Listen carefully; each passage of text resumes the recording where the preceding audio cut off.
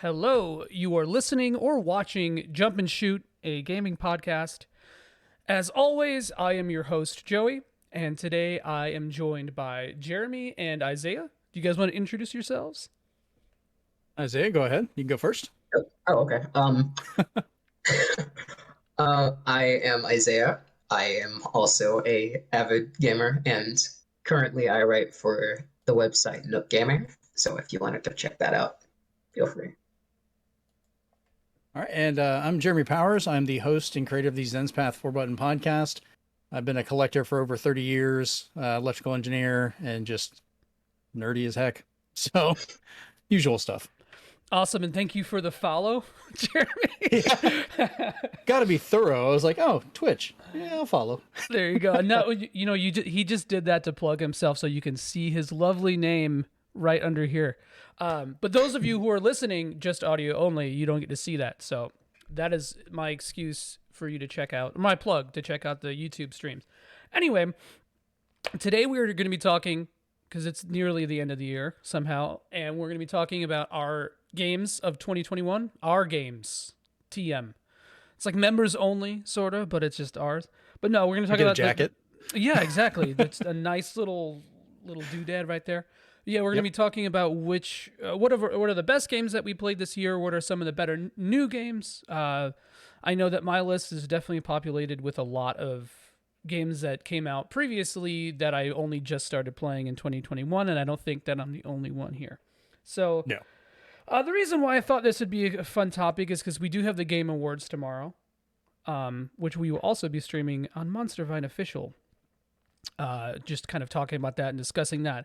But before we get started, and before my more typical opening preamble happens, I will say that keep in mind that stuff like Game Awards are always political. And I don't mean that in a sense like, oh, why are they in putting politics in our games? Not that kind of bullshit. I'm talking about like, there's just a lot of BS and clout and all that kind of lovely nepotism that goes into something like this.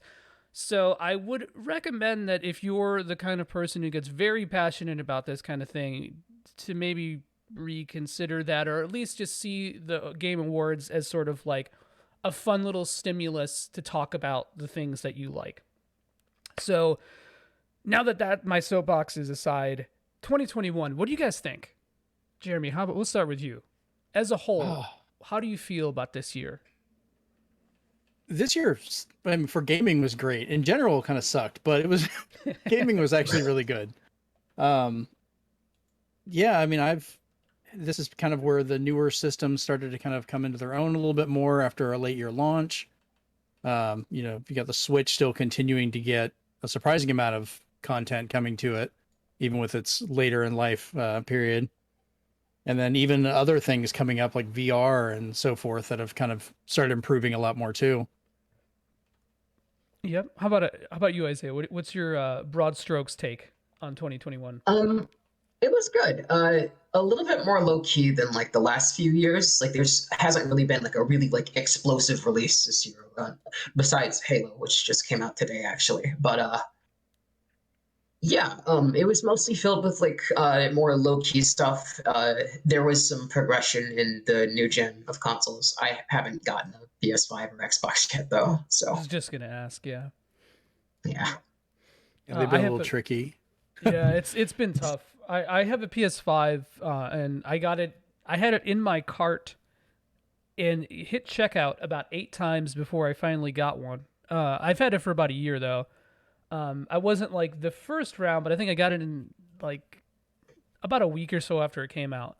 So I've been lucky enough to have that, but it's just been such a pain for people who haven't. And I think that's why the huge push for next gen exclusives hasn't been as hard as maybe it could have been, or it has been in the past when you see like the year right after a console release. So I think we're still like in that weird cuspian / transitory phase for sure. So it is what it is. And Jeremy, you have all the things, don't you? Yes. I managed to get a Series X and a PS5, and I got both of them on launch day, surprisingly. Wow. Do not rob me. But yeah, I agree. The transition period is going to be a little bit longer than normal, I think, because of that difficulty to actually get a hold of the hardware. Um, so if they're going to put all that money into making these games, they can't just focus on that smaller group. I know some people want that as a way to show it off, but it's gotten a little better because the engines are so much more scalable now. That even looking at Halo, which I will remind you that I am here talking with you instead of playing that, so you're welcome. Oh, damn. I appreciate that. And hey, I'm here with you guys instead of playing Endwalker. So Fair enough. we all make sacrifices for the greater good. You do what you got to do for the love of the game. Yeah. Yeah. But yeah, like even with Halo, like it's running surprisingly good all the way back on an original launch Xbox One, all the way up to a Series X. So it's become a lot easier, which I think is part of why the Switch is holding on better, because you can get those miraculous ports even on that hardware now. Miraculous ports include a port of Shin Megami Tensei Nocturne with like 10 FPS. So that's, you gotta love the Switch, man. I didn't say they were all good. Yeah, no, it's so Yeah. funny because like I have to constantly make concessions. And I love my Switch. I've played it probably I've played it obviously more than the PS5, but it has a couple years on it. But that being said, the concessions we make for Nintendo, man. Yeah. I love them, but I hate them, but I love them. Exactly. That's what you got to do. It's an abusive relate. And Isaiah, I know that you relate to this very strongly. You understand the pain. Yeah. I do have a gaming PC. I did upgrade in like I think August-ish, so I'm not like just like Switch and PS4 anymore. But there were a couple ports this year that really got under my skin for how bad they were on the Switch. Ooh, Not like going to which name ones? any names. No, you have Oh to. no, I besides- want spill that tea. I want Yeah. to hear it. Besides, okay. Probably my biggest disappointment this year, personally, Sonic Colors Ultimate on the Switch specifically is Okay. such a dumpster fire of a port. Straight up broken.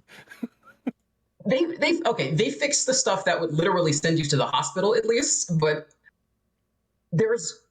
it should not have come out that way. It was a Wii game, and on the Wii it ran great. It didn't have load times that lasted like literally 20 seconds sometimes, and it wasn't like glitchy as all get out. But yeah, it's bad. Yeah, part of the issue with that one is they, instead of just taking the Wii version and porting it over and enhancing that, they kind of rebuilt it with a higher end engine and everything, and then tried to bring that to the Switch, which is what caused a lot of those issues. Yeah. That makes sense. Yeah. I don't Yeah. really know anything. Pretty much my entire I actually own it. I think it's over here somewhere. I haven't played it yet. Pretty much all I know about it is like from what you've been tweeting about, Isaiah. You've had like a really good analysis of how everything runs and all the changes that has been really interesting to read. But apart from that, would you recommend that port to people who haven't played the game? Okay, I will say this much. A lot of the issues you're not even going to notice if you haven't played the original, as at least as much as I have, which is a lot. But I mean, I guess you could do worse if you want to play colors that way. That's all you. Gotcha. It's not really. It's not glowing praise if it's like for a newcomer, but yeah. I still say colors is good enough to say that it's worth taking the baggage of the port with it. Cool. Okay. Maybe I'll play it one day. So those of you who have been following me for the last couple weeks have known I'm in like deep in the trenches of Megami Tensei stuff. And so a big part of that is like dealing with, do I play the modern port? Do I play the old version? Do I play some like ROM hack version of like the PSP version of Persona with like a different OST that was hacked into it? So stuff like that's always the juggling act, right? Of enthusiasts. Yeah. And I don't think that we really have had a lot of options with that kind of stuff in terms of ports and remasters. I will say that Square Enix has dropped a few ports this year that have been really solid, like surprisingly so. Like you have Saga Frontier which ones? Remastered and Legend of Mana, who Right. like, and both of those games I think did a really I'm praising Square Enix. What is this?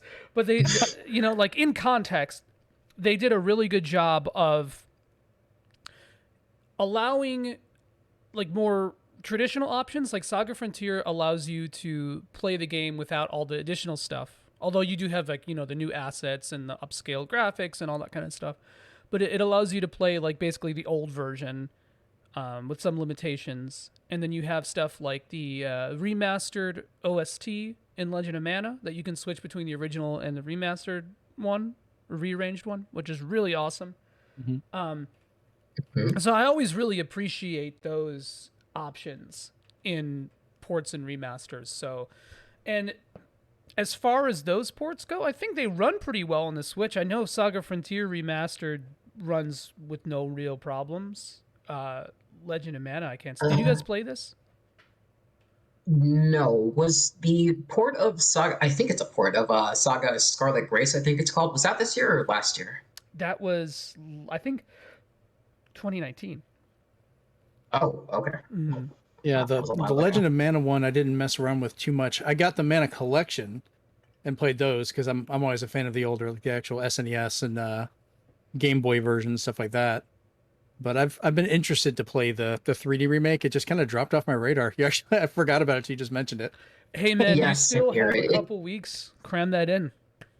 It came out around the same time as Resident Evil 3 remake and Final Fantasy 7 remake, so I just kind of forgot about it. So Yeah, yeah, that definitely happens. Wait, hold on. Am I like hallucinating? Hold on. When did this? Did Saga Frontier Remaster come out this year? Am I? I think, yeah, I think so. I remember you talking about it when it came out. I'm Pretty sure like, that was this year, right? yeah, I'm like having No a idea. crisis. Hold on one sec. Okay, yeah, no, it came out April 15th. Okay, yeah, I'm like, Okay. yeah, because it came out right when Intergrade came out. That's why. That's why it fucked me up because I was like, wait, was that where the original remake, FF7 remake release, or was that Intergrade? So, at least we get to bring this up because that scratches those two things off my list. I really, really enjoyed revisiting those games. I think that what we're going to see in 2022 is another continuing resurgence of that PS1 Ow. era JRPG. I think the Chrono Cross remaster is basically guaranteed at this point. So that Yeah. sets a pace. Worst kept secret. Yeah. But you know what, man? I don't know. I have this like weird this like kind of conspiracy theory about big companies whenever leaks happen, like how much of this is manufactured. You know, like with Nintendo, yeah. it's obvious that somebody leaked because they took legal action, right? Yeah. Nintendo loves to be cops.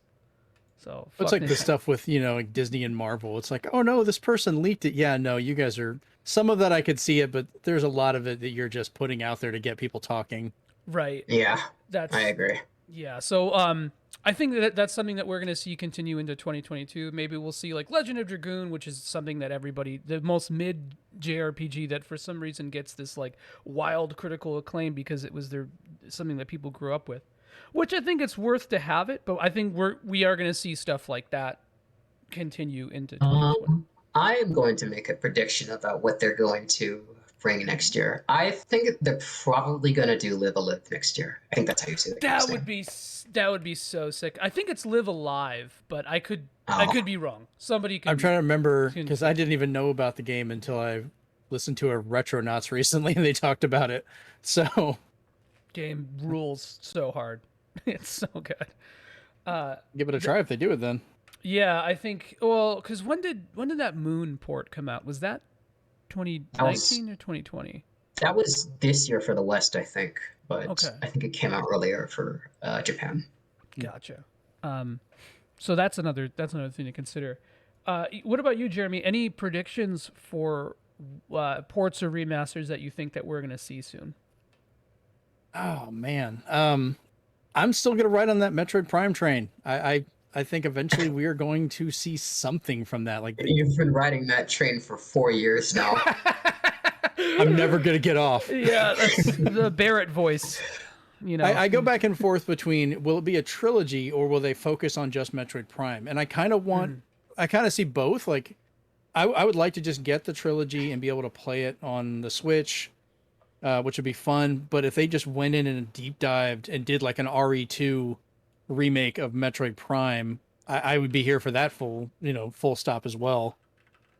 Because that's kind of my level for that. Like the Resident Evil 2 remake is what I want if you're going to go in and completely remake it.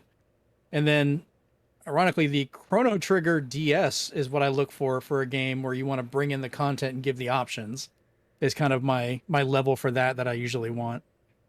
Cool. So, I will say, I think I've said this a few times on this podcast, but the Metroid Prime trilogy as a port is so one of the dudes who worked on the trilogy and the port, like the actual trilogy of all the Wii port of all the games and also the original game. He talked about like at length what kind of work would need to go into porting that over to the Switch.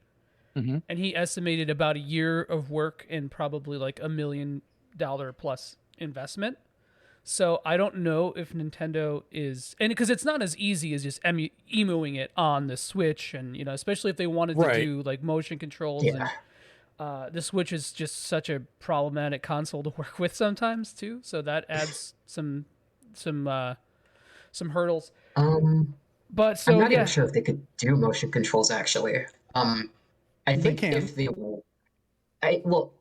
it's less. I think if they do, they would have to go like the Skyward Sword HD route too, and do like button controls. Right. Exactly. Because there's the Switch Lite audience, and they don't have motion controls as an option. So. Well, that's the thing as well. If going back to the Metroid Prime only redo, because that already has non-motion controls and it has motion controls, which I'm in the camp of the motion ones are better. That's I love the reason, I think. If it were gyro controls, I think I would have preferred it I would prefer it because that being said, Metroid Prime 1 and 2 on the trilogy are kind of funky because I literally just replayed that this year. And actually, I played the Wii version of them for the first time this year. But like free aim for Metroid Prime 1 and 2 is jank because the game wasn't designed for free aim. So the hit detection's real wild. I hear this all the time. Did you play on normal? Or did you play on which difficulty did you play on? I've dug into a bunch of them. I know my youngest son has played them on the harder difficulties. But I've gone through with free aim on the the regular GameCube level difficulty is actually kind of a nightmare because of that exact issue. So like if they polish that up, it'd be nice. But if you put the lock on aiming, it's fine. It feels great. This is my opinion though. This is just I think would be perfect if they did if they kept the lock on for control, but kind of integrate like Splatoon does aiming. Where you can move with a stick, but then finesse it with the motion. I think that would be the best of both worlds for that. Same, yeah. And I think that like Metroid Prime 3 especially is one of the few tricky games one. Where I actually really liked motion. I fucking hate motion controls. I can't stand them. What is it? I'll admit I like anti-free aim. I'm that guy. No, but like, okay, and here's why. Here's why I hate them, and this is just this is a me problem, 100%. Is that I always mention this too. I'm legally blind, so I am this far away from my monitor, right? Gotcha. So when I play with the sensor bar, it's really difficult for me to sit in a comfortable position and have the sensor bar actually pick things up reliably. So, because it's hard for me to see. So that's a big problem. So the gyro controls help a lot in that sense because they're not as relative to the sensor bar. So like that makes it a little easier. But and that's why I wish that I could, like, if I could sit back here and play it, it'd be sick because then I wouldn't have any real problem. And I think when I played Prime 3 the first time, I did like the 6-year-old kid thing where I'm like standing up and I'm like all into it and shit. So as a father of 3, I've seen that. Yeah, you know it. It's like we lived it and now our kids get to see it. So Yeah. It is what it is. And I'm fully aware, like for the visual issues, my daughter, she only has about 6 inches of vision. Oh wow. So for her, it's always been a big thing for how to see the TV and stuff. Like that's why she loves portables, like the Switch and things like that. Same. She puts in her face. And there was a whole thing whenever we had the Wii U, when we first started doing that, we were playing New Luigi U and they had Nabbit. And that was the first time she could actually play. She'd put her face in the gamepad screen while we played on the TV so we could finally play together. Oh, And that that's kind of opened a awesome. door.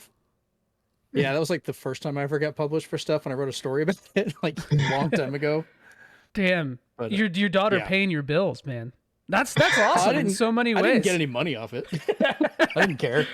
But she is an avid gamer now, though. So I mean, That rules. that's something we have to keep in mind. And we were talking, joking about the Just Dance games earlier. She wants to play those, but she can't be back far enough to do the dance moves, but still see it and keep up with it. So it's kind of become something she wants to play but can't. So I get your pain on that completely. Yeah, that's Yeah. it's just it's sad that like you have to understand that so closely, but like, it's good that people more people are understanding like that level of accessibility and what that means and so on. Yeah. But yeah, as much as I love to talk about this forever, there's so many games we need to cover too. So, Yeah. but yeah, I would love to see something like that. I think, especially Metroid Dread. This is a good segue to Metroid Dread. Yes. So, Isaiah, you played Dread, right? Yeah, I finished it. Okay, I'm all done. cool. Because I think last time that we chatted on here, you hadn't played it yet, if I'm not mistaken. I was somewhere in the middle of it actually. Oh, there you go. Okay. Would you put that on your top games for 2021? Yeah, absolutely. I think probably top 3 at the moment. Word. Same, I think. Although I haven't played SMT5 yet, so that's tentative. There you Yeah, go. I will say it's in my top 3 as well, because we've been working on our Game of the Year type list as well, and Metroid Dread is in there. I mean, that wasn't gameplay; that was just sweet, sweet love. It Yeah. was just so much fun. Yeah, Dread was really good. I've talked everybody's ear off on that, so I'll deflect this conversation to another game. But yeah, I mean, I do think that does open the door for a lot of possibilities, and I think especially Dread or Bread, as 6 2/3 in the chat just refers saw to it that. as. I do think Bread is it's going to be lauded, and especially like at not just the Game Awards, but other publications have already been doing it, and I think that momentum is going to carry well into next year, and I feel like that's going to affect a lot of design sensibilities moving forward. So Yeah, I agree. yeah, so you mentioned SMT5, which I've also talked about on here before. Jeremy, have you played that? I have not. My oldest son is massively into these, and I love him to death. But he has bought me so many of these games over the years, and I'm trying to find time to get in there and play them. Be it the SMT series, I've got so many of them on like 3DS, and he bought me Persona 5, and I'm trying to dig in and finally go through those. But he loves that series. I know he's having a lot of fun with it. Hell yeah. So it sucks because Isaiah's like, I won't play it, but I'll have it. I don't have it yet. Oh man. But yeah, no, that's really good. I would say that is a big contender for. It's definitely one of the best games I've played this year, and whether or not like putting an arbitrary title like Game of the Year onto it matters. Yeah. As long as it's just one of the better games I played this year for sure. I Yeah. think that also will set a cadence for what kind of RPGs that we'll see in the future, because I feel like that definitely opened its audience a little bit. Maybe not as well as Atlas would like, because Atlas is just struggles to understand the relevance of SMT in the West especially. So we'll see about that, but that's definitely on my list. Funny enough, I think one of the better games that I've played this year was Persona 1. And I've played it before, but I've replayed it. And I honestly, like, if I were to say like what are some of the best games I've played this year period, like not considering year of release, Persona 1 it's got to be up there for me. Really? I have a lot of beef with Persona 1. As most Um, people do. yeah.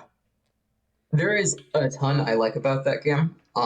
First, I'll say the combat is at least better than Persona 2's. I don't like Persona 2's combat Yeah. at all.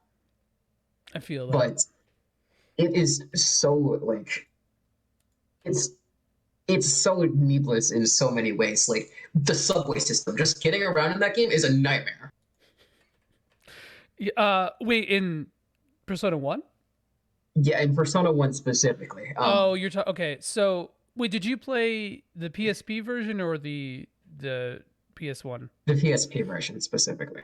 Okay, yeah, because there are a couple parts where you have to go through the stupid subway to get to the other side of the map. Yeah.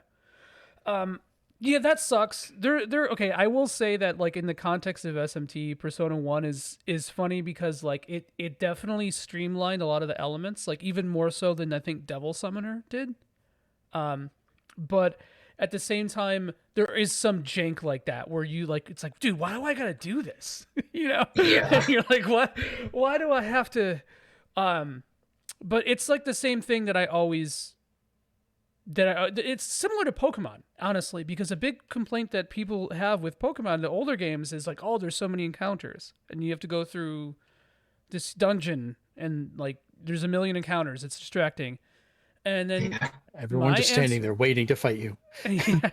Just use Repel, use Estoma. I know that there are limitations to both of those things, but that teaching does help kids to be antisocial since 1997. Oh man. Because I'll be playing Kyoyaku Megami Tensei pretty soon for the first time. Ooh. I'm absolutely terrified of that game.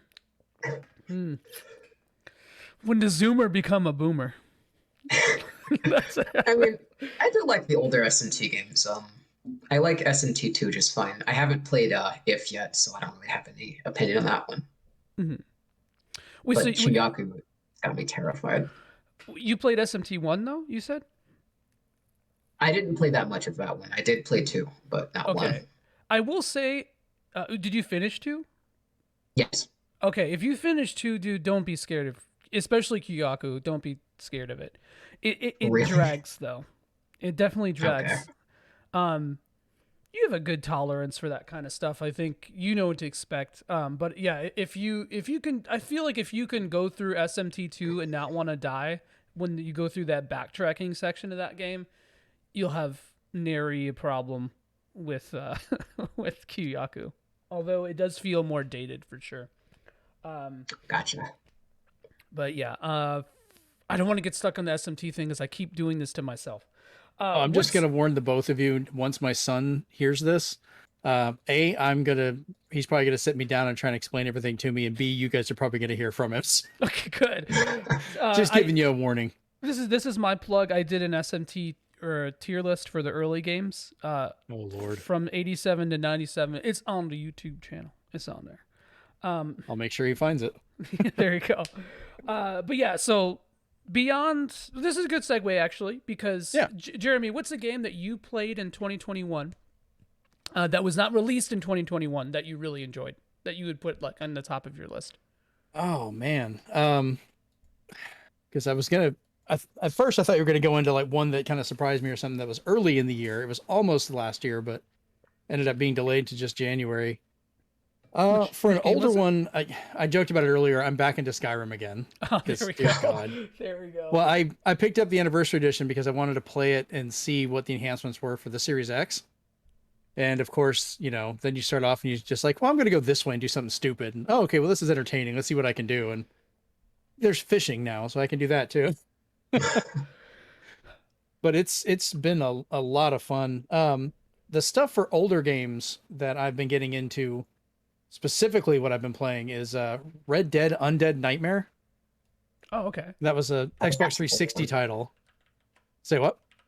That's pretty old, isn't it? Like 2011 maybe? Probably. I think so. It was on Xbox 360. But it was one of the games that got added with the most recent backwards compatibility, so I can play it on my Series X now. And it's got that jank look to it. It's fine. I've had some weird glitches happen with it, but just wandering around the Old West with really dumb, uneducated people that don't understand what zombies are is really funny to me. So I'm just having a blast thinking back into that again. Kind of brought that back to life for me. Bro, Unironically saying that. you should visit southern Mississippi then. I think you'd. I live in Florida. Yeah, I think you'd enjoy it. Oh my. I can't get much worse, man. I live in Florida. Oh man, so many people I've been interacting with online live in Florida. I swear to God, it's like it's Yeah, the it's new. weird. Like, I apologize now. We're No, not all insane, I promise. No, but that's the same vibe that everyone else says. Like, oh, this sucks, but I live here. Oops. Yeah, heaven forbid. My bad. It's either Florida or Atlanta. Really weird. Yeah, that's crazy. It's the Southern Renaissance for capital G gamers. Isaiah, what about you, man? What's a game that you played in 2021 that is old that you really I like? have not finished it yet. I got really, really close, but it's not quite done yet. Mhm. But my answer would be Dragon Quest 3 for sure. I love that game. Fuck yeah, love to see Oh, it. nice. I did start this. I started with the Game Boy Advance version because I own a card of that game. But this little guy is on his last legs. I'm afraid my Game Boy Advance is dying.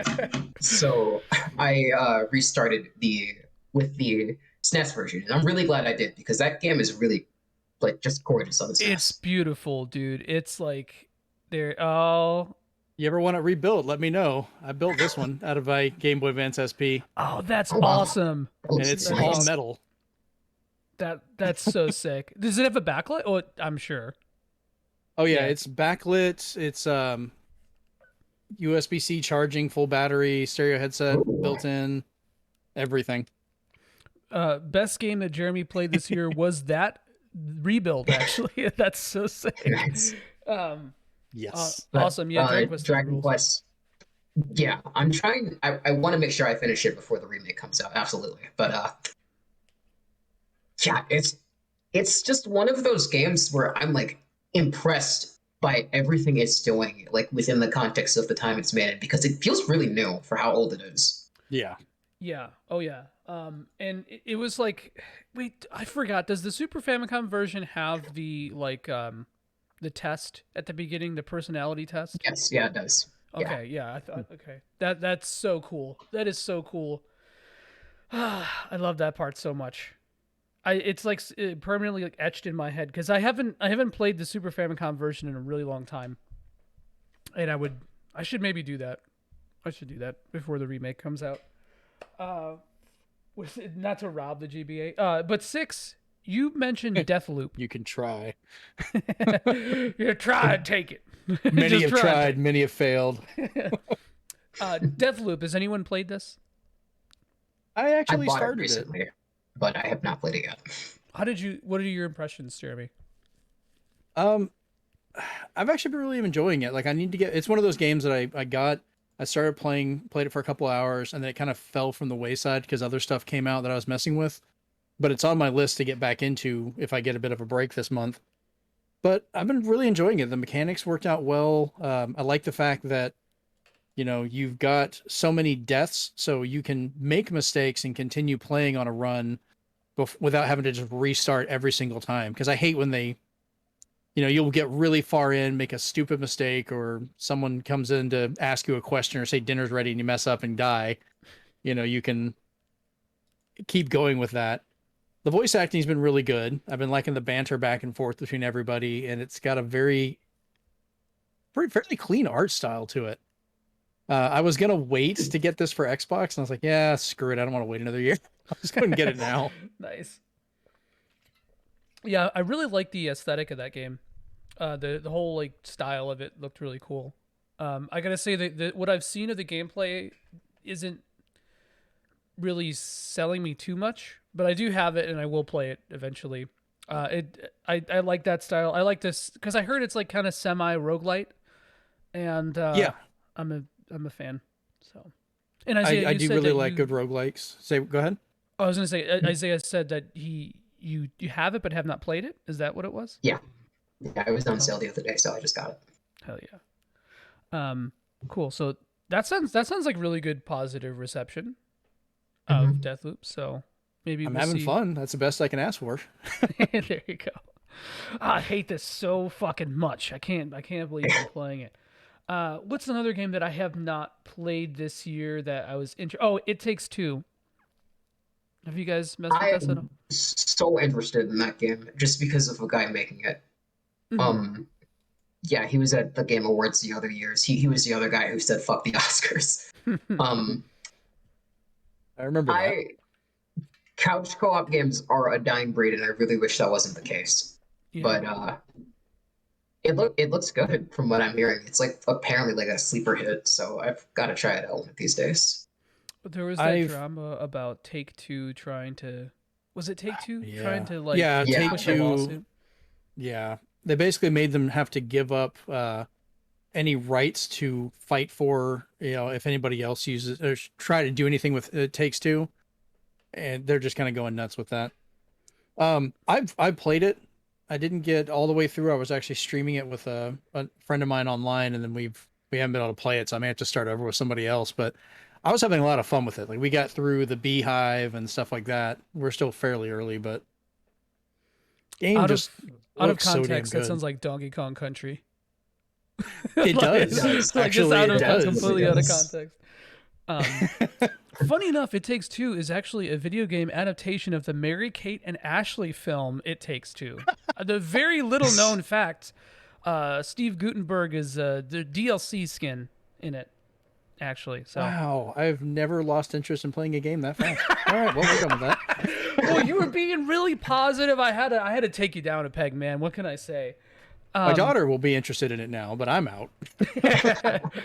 But yeah, no, I feel the same as you, Isaiah. I wish that that couch co-op did have more of a selling point apart from like nebulous Nintendo shit, Yeah. And I don't know why I haven't really picked it up. I think the only real co-op game that I've played this year that's not even a co-op game is Spiritfarer. Have you guys played this? I've played never that one heard of yet. it until now. Spiritfarer, I can't speak. Spiritfarer fucking blew me away. Like the gameplay is fine. It's like not, that's not really what I'd put on a pedestal. It's like the whole experience of the game and like the emotional impact of it, the music, the art style. For like a semi-life sim game, it has a lot of things to engage you visually and like gameplay wise too. Even it almost has like it does have a sort of Metroidvania-esque progression in a way that I think that even a lot of Metroidvania games don't really match. So super good. I really recommend you guys check that out. It is devastating depending on how much you engage with the story and the themes, but especially if you had a shitty year. Oh boy. But my girlfriend and I played the co-op version of that, and it's the same thing as a regular game. You just like have the second player like help you with tasks, basically. Sort of similar to like the Mario Galaxy co-op experience, if that's an analogy I can draw. Yeah, my daughter had fun with that. Like 1.5 player, some people like to call it, or something like that. Yeah, I mean, so it's like, it doesn't really add very much dynamism to the gameplay to play with somebody else, but like, it was a very cathartic experience to share with somebody else. And usually like a game like that to me is like, sort of like, like when you're reading a novel or something and like you're engaged with it emotionally and like just sensorily. So it was like an interesting shared experience for sure. I wouldn't usually I'm kind of like anti that. I like to like be selfish about my my experiences, but it was cool. Axiom Verge, did that come out this year? Yes, it did. I did not play that though. Did you guys? Me neither. Axiom Verge 2. I played the original Axiom Verge. I played that a couple times over. Axiom Verge 2, I am still waiting on my limited run games 1 and 2 pack to come in before I play it. So yeah, same here. I'm with you on that. I did play the first one and I really liked it, but I would like to I want to like play them back to back. I think that's going to be the move when I finally get that. And I feel like a poser, man. There's so many games I didn't play this year, and I'm like, let's talk about all these games that came out this year. I played like 3. What about Resident Evil 8? Did y'all play this? Did not play it. No. I am Yeah. currently in the process. Cool. What are your impressions? I'm liking how it's looking. I'm actually a little disappointed though that there was no option to play it in VR because I played 7 in VR and it was game changing. Like just terrifying to be hiding in that house. The guy's tearing through looking for you, and you're literally leaning over to look around a corner, just like, please don't be there. Please don't be there. I think 8 could have benefited from that. Yeah, I feel you 100%. Resident Evil 7 is literally the scariest game I've ever played. And no disrespect to you as a Floridian? Floridian. Floridian. Sounds like you're just full of fluoride. But no disrespect to you as a Florida native. But the scariest fucking thing to me is a dirty white person's house. And I'm not like, like, I've been there, man, and it's terrifying. And just trapped in that house, like with bugs and shit, like insane backwoods hicks. No way, dude. That is like my fucking nightmare because it's so close to being realistic. And that's like what's terrifying. I mean, obviously the story of it isn't, but like, right. Unless you're really into conspiracy theories and shit. But, oh boy. Like, oh man. So I do think, it would have been nice to have a VR kind of thing. And again, not a huge VR guy. My PSVR is sitting right there. You probably can't see it on here. It's sitting right there, and it's been used like 3 times in its existence. So, oops. Yeah, I've got PSVR, and then I also have the Oculus Quest 2, which I've been Oculus getting Quest into 2 a is lot. Much better. Just to jump back real quick, there was one other game that technically did come out last year, but I couldn't finish it until this year that I wanted to bring up real quick. Did you guys ever play or mess with The Longing? I've never heard of it. Yeah, This is a game, it's really relaxed, but it plays out in literal real time. It takes over a year to play it. So if you do something and it's like, oh, well, this, I've caused this little drip of water to come down that'll fill up this little spot, and then I can swim to the other side. That's going to take literally 12 days. Like, I'll have to come back to that in about 2 weeks. And there's a lot of stuff that's like that. Like, you kind of would check in, do some stuff. He walks slowly. It's a very interesting experiment of a game, but I didn't finish it until this year because you have to wait out the whole time before you can. And if you guys get a chance to play it, I'm sure some people cheated and just jumped around with their clock, but I actually waited the full like 300 something days. Damn. Like, I did it. Yeah, I mean, like, wow, I could never, dude. That's something I could. I think that's really cool. I just could never do it. I have no patience. I love like the colors of ADD in this discussion. They're so different. So like, I could never. I don't cheat in video games like ever, but I fucking time travel like crazy in Animal Crossing. Let me tell you. You're a monster. I know. It's what I do. I don't have the patience to wait. So a game like that sounds like my literal nightmare, but also really intriguing. Well, I got it. It was digital only. I picked it up on the Switch, and what I would do is every once in a while, if I'm waiting somewhere or doing something and I would think about it, I could just sign into it real quick, do some things, or I'll be at work and I'll be like, all right, well, I want him to go here. So I can just slowly have him start walking that way, and I'll just check in on it every once in a while to see what it's doing. Not literally at work, if anyone I know is working. No, you've never done that. Yeah, never. It's just sitting there playing in the background. I'm doing my work. Yeah. But yeah, I wanted to bring that one up because there was no way to finish it within a year. That's the crazy thing about it, unless you cheated. That is wild, huh? I wish I could do that, man. I wish I had the patience. I only have the patience because of ADHD, because I keep forgetting about it, and they're like, "Oh yeah," and I come back and I'm like, "Oh, it's been 2 weeks. Cool, this is done." Or, shit. I wish. I kind of wish that mine worked like that, but alas. Cool. Any other games on that list that you have that you wanted to mention? Not for older ones, not for me at least. How about you? From Biscuit? last year specifically, Just what? Yeah. Rune Whatever. Factory 4 special for me. It came out in I think around about February of last year, and I didn't get it until November, and it's one of the best games I've ever played. Like full stop. Wait, which game? Rune Factory 4 special. Oh, Rune Factory. Okay, sick. Yeah. I've heard some friends that really enjoyed that one. Yeah. I love that game to pieces. It's obviously it's like a Harvest Moon, where you like 99% of your time is like farming. You're talking to people in the town, but Rune Factory 4 does it better than any other game I've ever played. Better than Stardew. Better than any wow. like indie you could think of. Like Ooh. first of all, the writing is really good. It is probably the funniest game I've ever seen, which is rare because it's like it's the translation was done by Xseed, and I know they've worked on like Trails and like a lot of different JRPGs and stuff, but like they really knocked it out of the park. And I'm really looking forward to seeing what they do with Rune Factory 5 when that comes out next year. Nice. But yeah, that's a just series I've been the meaning to get into. overall like writing quality and the gameplay too. Like farming takes no time at all because like the animations are so snappy. Like nothing ever feels like I played some of the recent Rune Factory games, or some of the games that came out before Rune Factory 4 to like get ready for 5 next year. And I do like those games a lot too, especially Frontier. But the issue with those games is that doing like menial tasks takes forever. And like it's still satisfying because like I don't know, farming is fun. I get why people play Farming Simulator now.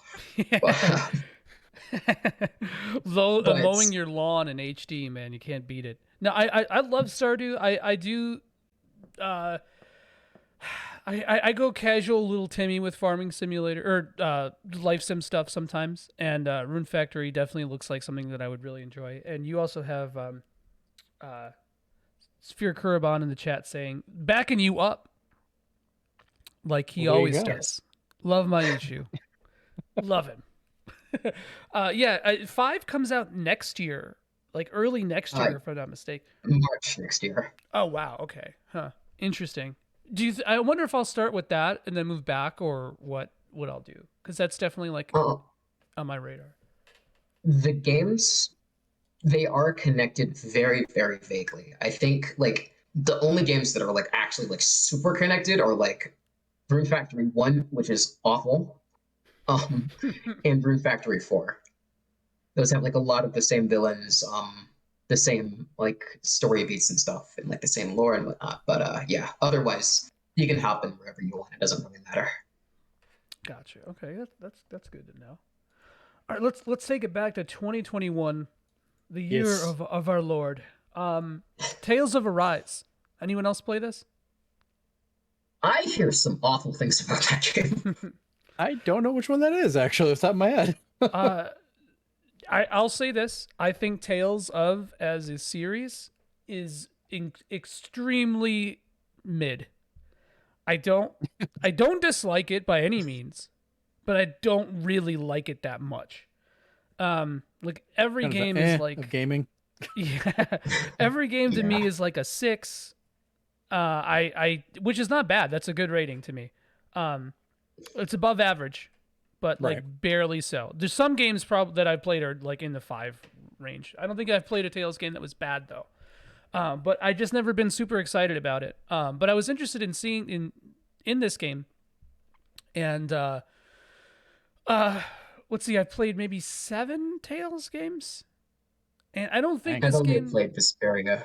Vesperia is good. Did you like it? Yeah, I liked it. Hit with the mid verdict, yeah. Vesperia is one of the better ones for sure. I think the cast of Vesperia is great. So Arise, I really liked it. I liked it way more than I thought it was going to. I would put it in my my top. It's definitely in my top Tales games for sure. I think the story starts off extremely engaging, and the characters are likable enough. This has been on my shelf for years, and I still have not touched it yet. You've heard of Elf on the Shelf. Now check out Tales of Symphonia Player's Choice Award version. Yeah. Couldn't think of a rhyme on that one. I was like, Yeah, I couldn't either. It was a bit. I was working on it. It was a work in progress. the effort is appreciated. Thanks. But I feel seen and heard. But yeah, no, Tales of Arise was really good. I think it's a really good first Tales game. I think my biggest problem with it, and people say that the story gets kind of bloated and fucked up toward the middle or end of it, like Act 2 and 3. And I think it follows a very similar pace or cadence to Dragon Quest XI of all things. My only problem with Tales of Arise is that the combat system devolves very fast into spam. And Spam. yeah, I just Arise, Arise or Arise. Yeah, it's actually pronounced Arise, or Arises Pieces actually. But no, it was better than I thought. I would say it's definitely above mid. How far above mid? Probably not much, but like it was a good experience. I think that the soundtrack made me sleep a little bit, and toward the end, the combat made me sleep. But like there was so much potential in the beginning of that game, and the gameplay loop is really satisfying throughout, despite this. So yeah, I don't know. I feel like I'm like a guy who only plays shooters talking about RPGs right now. I don't know why. I feel like I kind of feel like a meathead whenever I talk about Tales. I don't know how to describe this. Yeah, I try and play RPGs and stuff, but that's one of the most difficult ones for me is getting. I'll play and enjoy them, but I rarely finish them. It's kind of my issue. I feel you. JRPGs are like one of my first like hyper focused things that I was able to do. Like Final Fantasy VI, I remember being like obsessed with finishing it. And so from that's like one of the few excuses. Books and JRPGs are the two things that if I start, I finish. Mostly. There's exceptions. And 6 says it's middle mid echelon. Yes, that's exactly what it is. Economically, it's a middle mid echelon. Welcome to statistics, people. Yeah, exactly. So speaking of meathead shit, Call of Duty, Vanguard, anyone? No. No, I have this thing called taste. Yeah. See, like, okay, as much as I kind of agree with that, I also try not to I like schlock. Everyone should like schlock. There, or sometimes you just want to play something, turn your brain off, or like just engage with something in a very specific, like superficial. And I agree. level. Like to clarify my statement, I was like, I know I make the joke about that. I used to love playing the Call of Duties. Like multiplayer would be fine for some of the stuff, but I'd have fun playing through the story because it's like, just watching an action movie as you're going through it. But they've become so similar to me, especially with the yearly output of Call of Duty and the focus on the multiplayer and all that stuff, that they've kind of really, I've lost interest in it. And also because there's such a depth of other options, other games in that genre or ideal that kind of I can bite into and enjoy. I don't have to go to Call of Duty or, those things. Totally. Yeah, I agree. It's phased out, I think. Oh, sorry, go on. No, go ahead. I was like adding a comment. No, Right. Go ahead. Okay. Sorry. I was playing the Halo Master Chief Collection to get ready for Infinite, and those games are all fantastic. All of them are good. Good. Yes. They're so good. I actually went back and finished 5, and like I know people keep talking crap about it, but you know what? I had fun. I enjoyed it. I finished it, and I was like, okay. Once I got away from everyone talking crap about it, I actually had fun with it. Yeah, I still have to play that one, but it's not on PC, so I have to figure that out eventually. Good point. But the Call of Duty campaigns, I haven't played that many of them, and like the ones I have played, I have like the foggiest memories of because I played them when I was a kid. But yeah, the new games, like they look like on a technical level, they look amazing. They all look fantastic, but Yeah. otherwise, they don't really interest me too much. I got a really good story about Call of Duty Vanguard. Mhm. So, but just for clarification, I played the last Call of Duty game I like tried to play like more than 2 seconds was Modern Warfare, the original one, and I hate Was it. playing that the other day. I can't stand it. I feel like I just don't like Call of Duty. I don't like modern rail shooters, and Call of Duty is like the literal fucking crux of that. So, funny enough, got to nuke my first game.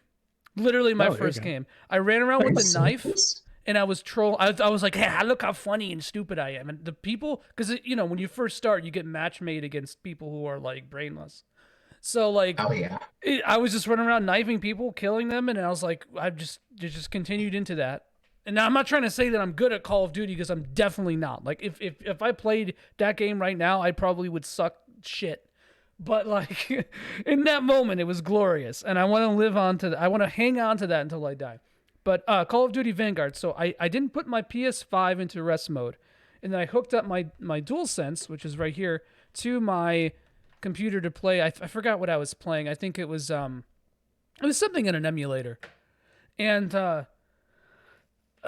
I didn't desync the controller, and so like I went to sleep.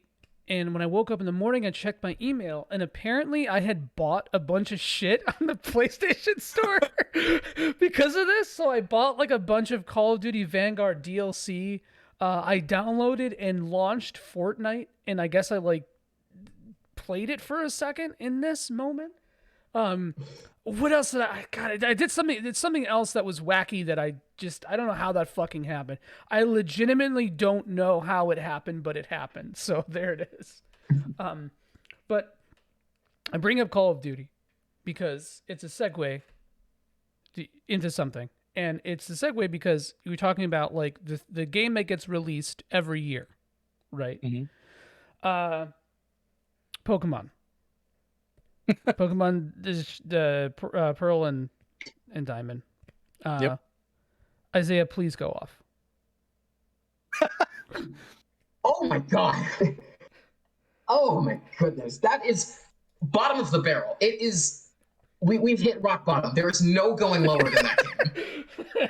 And okay, I actually need a second because that game is like everything wrong with how the devs handle Pokemon. And like, I'm not gonna put the blame on the devs of that game entirely, Ilka. Yeah. Because a lot of it does come down to the Pokemon company just wanting to shit out a game every single year for profit. And this game is 100% profit driven. There's no passion involved in it whatsoever. And like, it's easy to tell with that game because they didn't even bother to like update any of the script for it. There was one instance you can find in that game of them referring to a location from Pokemon Gold and Silver as the Tin Tower. And in the current localization, it's referred to as the Bell Tower. And they just didn't bother to fix that for some reason. And there's a lot of instances in that game that's like that. And it's like, even disregarding the awful like script that they kept, beat for beat is exactly the same. 100% of it is the same. Oh man. They also kept the Pokemon encounter. Like, Diamond and Pearl is a flawed game. Everybody knows that game's issues extremely well. It is so well documented how fucked up that game is. And part of it is because it was rushed. But instead of using the base for a Pokemon Platinum, which everybody and their grandmother says is the better game, they decided to use Diamond and Pearl for some fucking reason. And we got Brilliant Diamond and Shining Pearl as a result of that. And currently on Metacritic, it is the lowest rated game in the series. So, yeah. I mean, I have to say I haven't played it yet. My girlfriend has been playing it, but she never played Gen 4. So this is a little new to her. I have it still sealed, waiting in the other room for me to start playing it. My son bought it for me. I played it on the emulator. I'm not buying that game out of like principle. Good. Accidentally bought it twice. And let me explain this. So I ordered it from the Pokemon Center, right? Because I wanted this is before when it first went on sale, before they showed more, and I thought it looked like shit, but I was like, whatever, I'll give it a try. It's Pokemon, I'm a shill. So I bought it on there, and months went by, and like the game was going to be coming, and I was like super lukewarm on everything else. And then like about a week before the game came out, I was looking through my emails, like, didn't I order this game? And I couldn't find any like receipt. I looked through my fucking bank account. I was like, I this isn't here. I guess I never bought it. That I did not click whatever. And Did you order it when you were buying the PS5 stuff? Like, no, maybe no. And so I bought another one on GameStop, which came 5 days after the game came out, which is hilarious. Which fuck GameStop. But anyway, Yeah. I got it, or like the day after it came out, I got a package, and I was like, what the fuck is this? And I open it, and it's the Pokemon thing that I ordered, and I just don't know how that happened. I legitimately don't know how it happened. So now I have 2 copies. I'm trying to sell the other one. So here it is. Anyway, yeah, because apparently that game was like they dumped the original game into like a new engine instead of like rebuilding They it. did exactly that. Let me explain for a second. Okay, so the source code is Diamond and Pearls. Exactly the same. If you okay, so there's this feature called Slot 2 for Diamond and Pearl on the DS, where if you plug in one of the GBA games, you'll get like different encounters, you'll get new features and stuff. And Right. the Switch obviously doesn't have a slot for the Game Boy Advance, but Brilliant Diamond and Shining Pearl thinks it does. So if you were to cheat the game to make it think that it had a Pokemon slot in it, it would change as if you were playing the DS version. It's kind of beautiful, honestly. It is. that's just more of an issue of vestigial code. I mean, yeah, that's. Oh boy, and then the music. The music is like astounding. That the fact that happened, I just and I feel bad because I haven't played it yet. And I don't like to shit talk things that I haven't played yet. But I've been making excuses for Pokemon for like 20 something years now, and I feel like I've just had enough. It's like the network moment where now I have to get mad. And I'm mad as hell, and I'm not going to take it anymore, Game Freak. I love how this is the thing. Not like the continuous fucking hyper-capitalistic, we're going to make 2 versions for no fucking reason, which is also funny because Pearl and Diamond are the same game. There's just one flag that switches between the versions, which is so fucking funny. Well, they've pretty much always been that way. That's why, I mean, there's a reason for that. Like, a lot of people are like, oh, you have to buy both. Well, you don't. That's what the trading mechanic is for, especially with the online now. That kind of takes a lot of the way. But I've been playing Pokemon since it first launched in the US back in '97. I still have my in-the-box copy of Blue, my wife's copy of Red, all that stuff. So it kind of fits with that, the ideal of that. I can't really fault them for having a flag one way or the other when you're programming these. That's how a lot of things work. It identifies what you're connected to and goes for it. Same thing as, if the Game Boy cartridge is in there or not, that's just a flag telling the 2 versions of it as well. It's funny the vestigial code is still there. I do laugh about that. That is. Yeah, no, I mean, I'm not really. This should take it back. Let my ire consume me. But yeah, it's not. I get it. Like practically, I get it. It's just the fact that like so little effort went into making those versions different. Like all they had to do was just make one fucking version and make it the platinum version. Then like it's like the only reason why they did that is to charge $60 for separate games, and they're just breaking it in. And granted, that's always been the case, but I feel like it's especially egregious with this game because of how sort of budget this release was. And like Isaiah said, I'm not blaming the devs necessarily. That's Nintendo's call. They're the ones who want to do it. It's not like, I think a lot of people when they throw criticism at this kind of thing, they're like, oh, look at the devs just sitting back there and like navel gazing and eating donuts and not giving a shit and like whatever. And that's not the case, man. It's like the devs probably, I guarantee that game probably hit fucking crunch. That's the sadness of it all. Yeah, absolutely. The original state they showed the game in when they first announced it, it looked horrible. It looked really, really bad.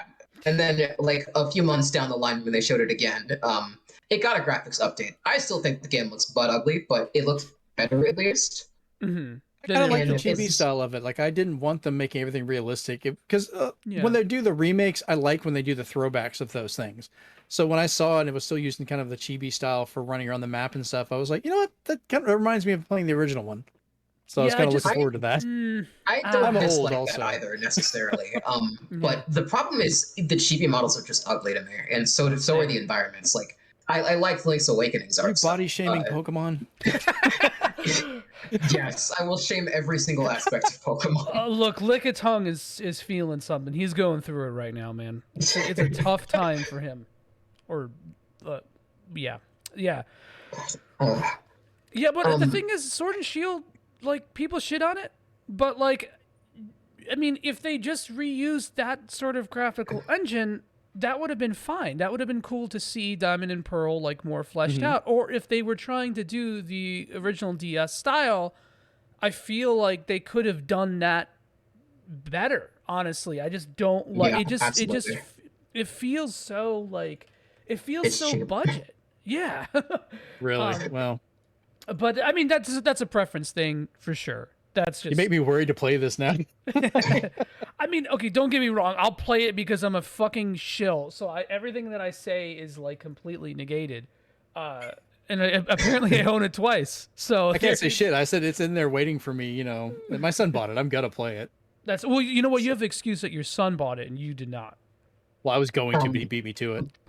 My little brother offered to buy it for me. He likes Pokemon a lot, so I'm probably gonna play it because of that. Yeah, and it's like again, I feel like shit They got us criticizing a all. game I haven't played, and so it is what it is. At the end of the day, I do like playing the series. I'm sure it has its ups and downs. It bothers me because it's just something that could have been so much better on a level that it just like exceeds what I'm used to, if that makes sense. Right. Yeah. But yeah, before this becomes the Pokemon hate cast, let's Isaiah, I'll bring this back to you again. Monster Hunter Rise, because you played a lot of this, right? Yeah. I absolutely fucking love Monster Hunter Rise. That game is so Yes. awesome. Both of you It guys is. did? I am hesitant to call it my game of the year because East 9. Yeah, I don't know when we're going to talk about that game. Oh yeah, I forgot that was this year. It's a tough fight between those two at the moment. Monster Hunter Rise is like, okay, I'm going to preface this by saying that I was not the biggest fan of Monster Hunter World. I hated a lot of the stuff they did. The maps were too big. I didn't like the scout flies. I didn't like how much emphasis there was on story. And Monster Hunter Rise fixed all of that, and it kept all of the stuff that made Monster Hunter World like new and special and stuff. And like everybody was saying this when the game first got revealed, and that it would be like a melding of the old style of Monster Hunter and the new style that World introduced, and it was. And yeah, I really like it. It's really good. 6 2/3 in the chat says it's actually pronounced Monster Hunter Rees.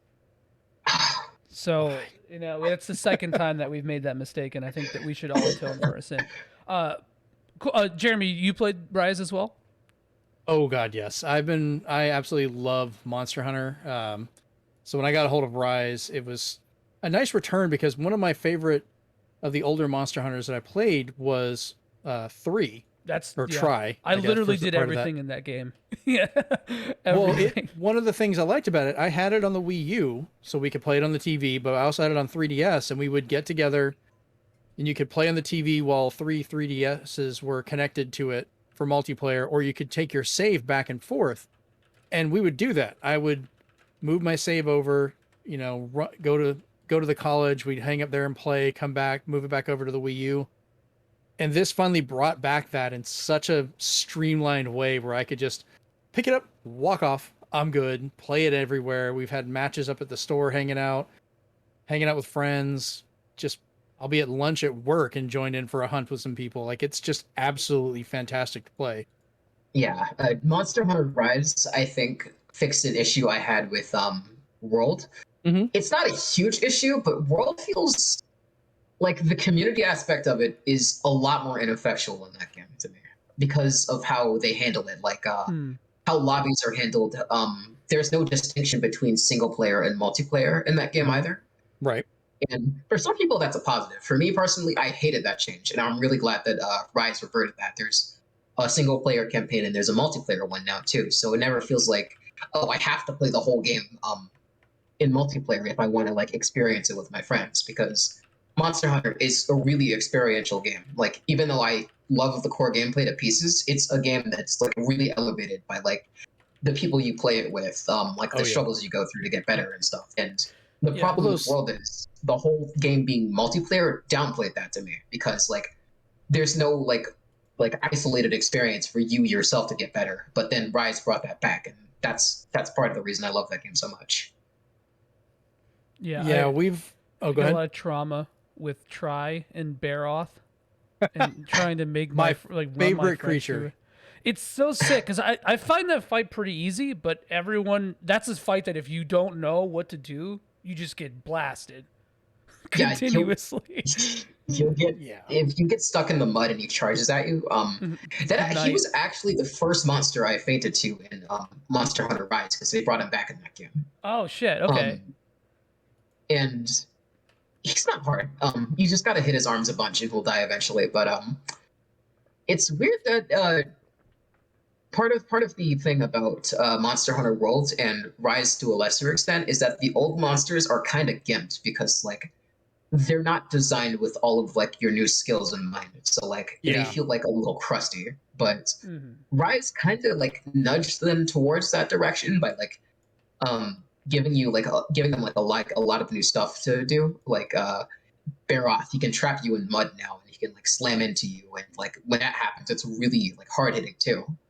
And it's not perfect. I still think the new Monster Hunter games are much easier than the old ones, but Oh yeah. it's good enough. Good enough. But I feel like a lot of that is like the quality of life in old Monster Hunter games is like it just didn't respect your time, especially in Try. Oh my god, dude. Oh. Yeah. I agree with that to an extent, but I've been playing the first Monster Hunter game that I played recently, Monster Hunter Freedom Unite. I played that like almost 10 years ago now, when I was like a little tyke and I had PSP with my friends and stuff.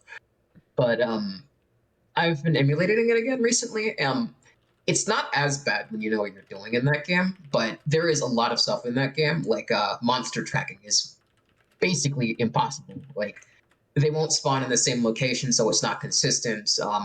They won't tell you where it is, so you have to waste a lot of time just looking for the monster. But I still think the games are harder than the newer ones, because one, the monsters hit a lot harder in the old ones, and two, like you have to do less, so like you have less to work with, so you have to really like think about each of your moves and like what they can do in a given situation. But Yeah, I feel like older Monster Hunters, and I think Monster Hunter in general almost feels turn-based at times, because like the way that you have to react to stuff is sort of similar. Like it's not like I made this comparison in the chat just now, but like it's not like Souls where you can kind of like dodge spam and try to figure out the timing and whatever flexibility of your iframes. Monster Hunter will punish you much harder, I think, than Souls for that. And because the combat is so much less fluid, and I don't mean that pejoratively, it just is like it's designed around that. I feel like the older games you're felt like a more monster like truck in those games. yeah, dude, yeah. Yeah, no, that's. I'm glad you guys like this so much. I played only a little bit of Rise, to be honest, and it's not that I don't like it. It's just the fact that like, just get swept up in the tide of new it's a shit. time sink. That's what I'm afraid of. Dedication. Yeah, Well, and that kind of goes back to some of the stuff with World. A lot of people liked World because it was kind of an easier beginning for people to get into, the way they kind of fix a lot of it. Monster Hunter does have that very high kind of initial, what you've got to get through before you really get into it. And it helps a lot if you've got someone that's been playing before to kind of guide you in, be your Sherpa, bring you into this stuff. And that's one thing Rise has gotten a lot better about as well. Taking some of the good stuff from World and moving on with that. So, Yeah, Rise also Now- has Palamutes, and that's all I care about. The dog. that is true. To be and honest. they recently added some costumes for Sonic. I gotta get those. I saw there that. are just times where games are made specifically to appeal to me, and I think that's one of them. I think I have the Mega Man stuff already. Now Yeah, here's the Mega question I Man have to stuff. ask. Yeah. Mm. I use hammer as my main one that I like. What is your main weapon that you just love? Doesn't matter if it's the right one, just one that you always enjoy. Charge Blade and Switch Axe, my two. Okay. Sword and shield and dual blades for me.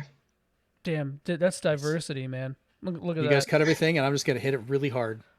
In Try though, I exclusively played Greatsword. Like that was the only thing that I ever wanted to touch. I wouldn't touch anything else. And like Greatsword and Try, when you know the fights, holy shit, is the power insane, dude. You like it feels so good. It's so I Yeah. still go back to that for the water hunts that you can't do anymore. oh, rip. Yeah, I really want to get back into Monster Hunter again because it's been a really long time since I've literally Try was the last game I put time into. I did all the low rank quests in GU, and I did the main story of World, and that was pretty much it. I never got into the meta in those games. I'm just casual little Timmy Monster Hunter guy now. Nothing wrong with that. We can, You know we can what? I definitely feel hop on there and valid.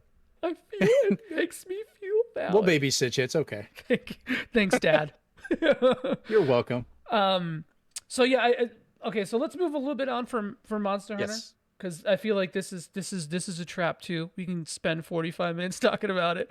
They released another Monster Hunter game earlier this year too. Oh, stories too. Yep. Yeah, and I got to play that, and I really like that game too. It's like just outside of my top 3, I think. Oh wow. But Did you I play the guess we can first? say that. No. Mm-mm. Yeah, I haven't either. Jeremy, did you play stories 1 or 2? Ironically, I actually bought 2. I have it, but I never got a chance to even turn it on because I got busy and forgot about it, and I keep forgetting I have it over on the shelf. So I need to play it. I keep hearing good things about it. It's your It's Tales good. of Symphonia. Say what? It's your Hopefully it Tales won't of sit on your Symphonia. shelf for Oh, years. I looked. I have that exact same Tales of Symphonia also sitting unplayed on a shelf. So Wow. I'm just bad. What To were you be gonna fair, say? that's a hard game to get into. Yeah. Monster Hunter Stories 2 is pretty good. I don't think I like it as much as I did when I first beat it, but maybe I have to play it again, see if I can get that that afterglow back. But the Pokemon comparisons are kind of there, but it leans more towards like S&T or Persona from like what I played of it.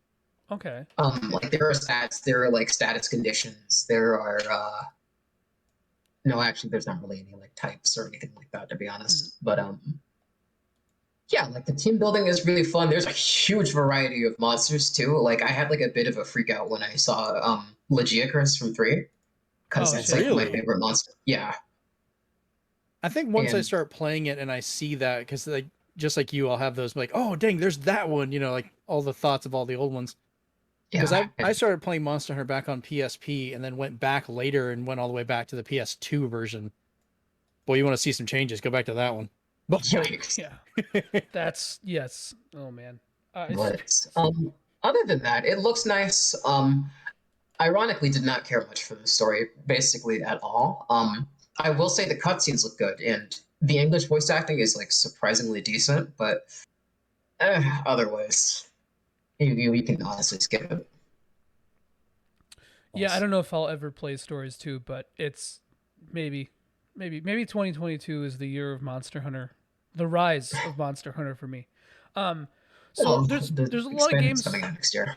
Oh, that's true. Yeah, so maybe that'll be the thing. Because I have to say, man, as much as I like portability and something like that, like the Switch frame rate and the slowness of everything really turns me off from stuff like that. But I said this about World, and I did not play the PC version of World, so it is what it is. But yeah, there's a lot of games we didn't talk about already, so let's go through, like, we'll do the lightning round. So I'm just going to name a few, and you guys give me a word or two.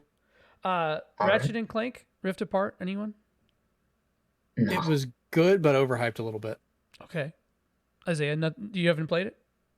Oh, you don't PS5, I right? haven't played a Ratchet and well, yeah, I don't have a PS5, and I did play the Ratchet and Clank remake, but I wasn't a fan. I still prefer the original, like by by a pretty wide margin. Cool.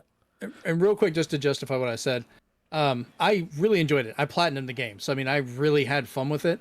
But they really hyped it like you were going to be constantly jumping between worlds, and that does not happen nearly that much. Gotcha. It's still really good, but not. They kind of overblew that feature. Gotcha. What about Guardians of the Galaxy? Anyone? Haven't gotten it yet, but I want to try it. Once I heard it actually ditched all the multiplayer and is a funny story, I'm like, okay, now I'm interested. The soundtrack is by Richard Jacques, so I have to play it because of that, pretty much. There you go. There you Good go. reason.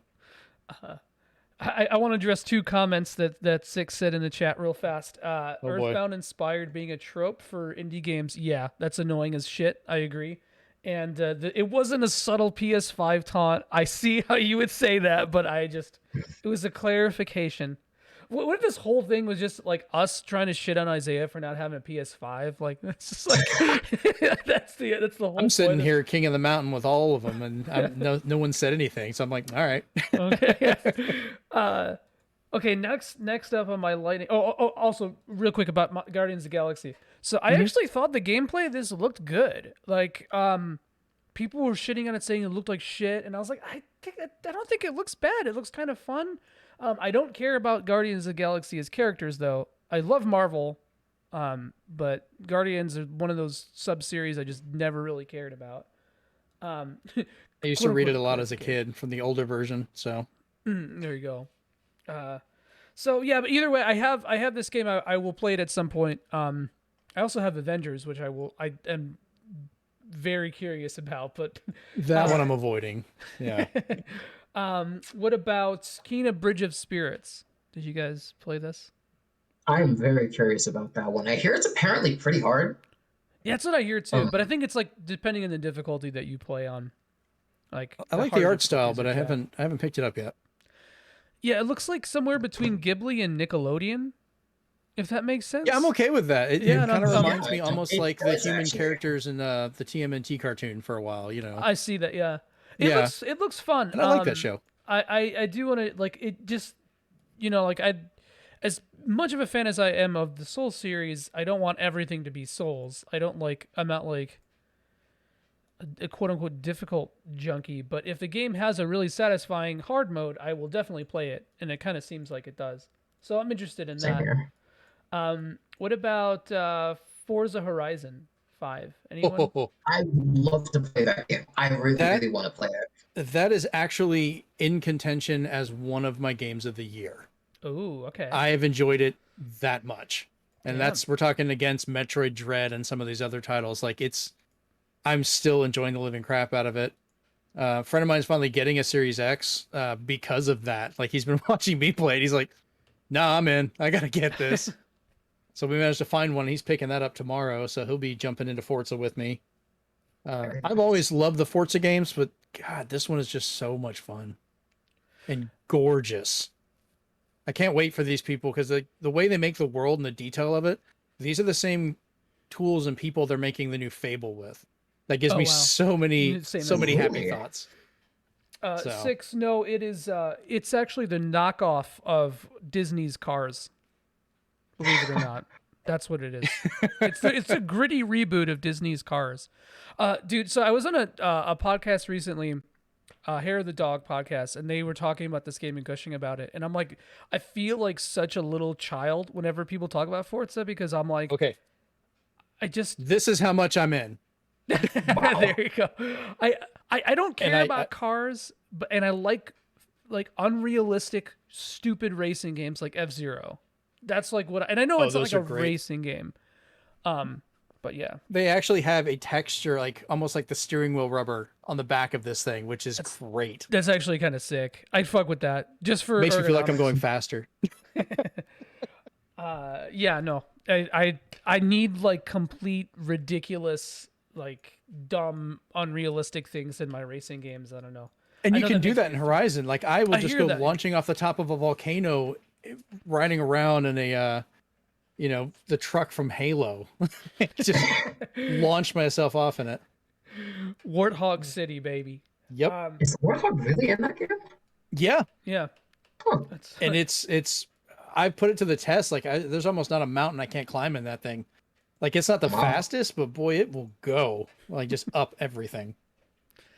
Cool. I'm glad that you enjoy this. It's like the more I hear about it, the more I'm kind of like sold on trying it. But it's like Yeah, there's just same. so much shit.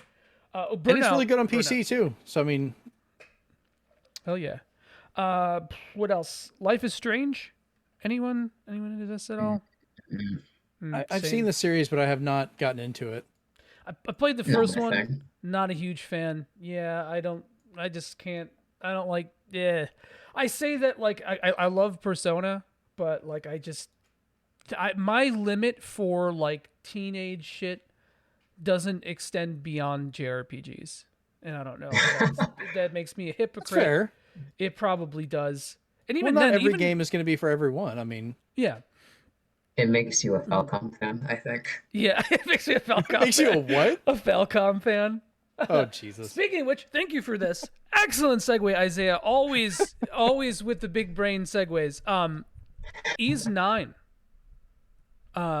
Definitely. So the reason why I forgot to mention this is because I played the Japanese version when it first came out, and I forgot that this game actually came out this year in the West.